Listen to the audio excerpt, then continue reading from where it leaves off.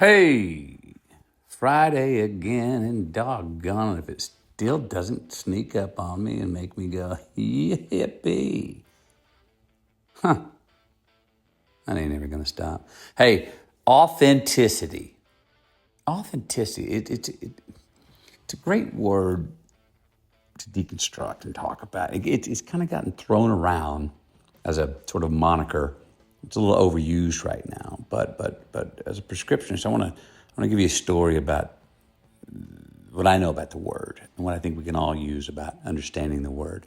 Because I get this question, and we all get this question all the time: why is authenticity important? 1993, I got cast in my first movie, Dazed and Confused.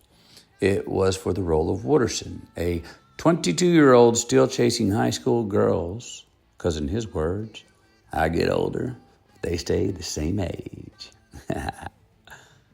A week before I was scheduled to act in one of the 3 scenes that I was written in the script for, I got called to the set for what's called a makeup and wardrobe test. It's something that you do so the director can give notes and approve a character's look. Well, after an hour and a half in the makeup and wardrobe trailer, I stepped outside to let our director, Richard Linklater, have a look at me. As he approached, his hands went out to his side and he circled me a few times and then said aloud, "Yeah, Wooderson, peach pants, Nugent t-shirt, stash, blonde comb over. I love it." My look, now approved for next week's scheduled scenes, I went to step back into the trailer to clean up and go home.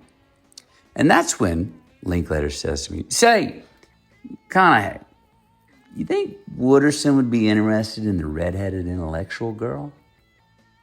I said, "Sure, man. Wooderson likes all types of girls." "Well, you want to shoot a scene where you go and try and pick her up?" I said, "Sure."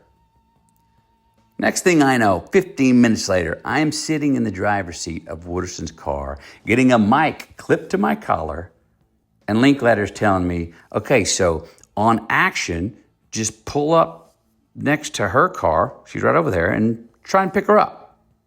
That's it. That's all I knew. This was my first time on a movie set, in the first scene that I've ever been in, the first time I've ever acted in front of a camera, and there's not one scripted line to look at.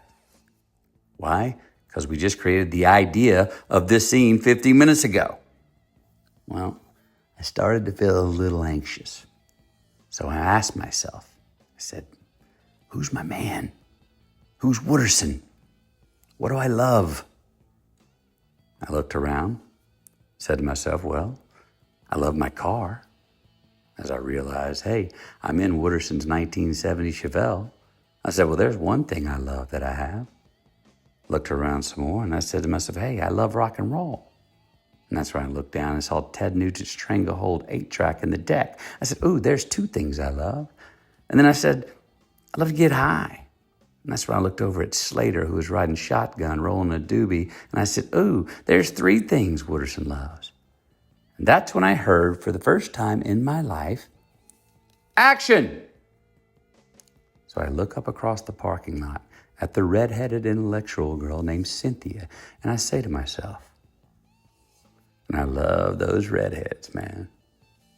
That's when I dropped the car down into drive, and in appreciation of the 3 things my character Wooderson did have and loved, the 3 things my character Wooderson possessed already, my Chevelle, rock and roll, and weed, I uttered the 3 words that affirmed who I was. All right, all right, all right. All right, all right, all right. Those are the first 3 words I ever said on screen. They were a confirmation of Wooderson's identity, of the possessions that defined my character, and I said them aloud on the way to getting the 4th. And those, my friends, are the questions we should all be asking ourselves each and every time we look in the mirror. Who am I? What do I love? I love that story. And it's true. And you know what? Those 3 words, people ask me all the time these days. They're like, hey, does it piss you off that, those 3 words precede you? That people say those 3 words to you that don't even know you?